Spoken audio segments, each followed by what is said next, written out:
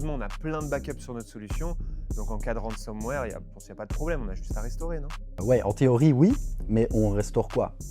Les backups de hier, les backups de la semaine dernière, ceux de l'année dernière.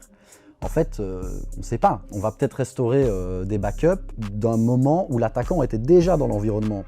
Donc en fait, il va juste rechiffrer tout l'environnement à nouveau. J'ai déjà vu un cas concret d'une entreprise qui s'est fait prendre un ransomware et qui avait des backups et donc qui était confiante. Mais au final, on a été incapable de déterminer depuis quand les attaquants étaient entrés dans l'entreprise. Et donc les backups étaient viables, mais pas complètement. C'est-à-dire qu'on ne pouvait pas simplement restaurer les systèmes. On a été obligé de tout reconstruire from scratch, depuis zéro, quoi. Et donc les backups ont servi par exemple à resynchroniser les données des bases de données, mais on n'a pas pu remonter l'infrastructure comme ça en 2 secondes, parce que les backups, ils étaient compromis aussi en fait. Mais donc est-ce que concrètement, il y a une solution pour éviter ça? Bon, alors déjà les backups, c'est bien, c'est indispensable, c'est effectivement la base. Mais c'est pas suffisant parce que ça ne va pas empêcher un attaquant de rentrer.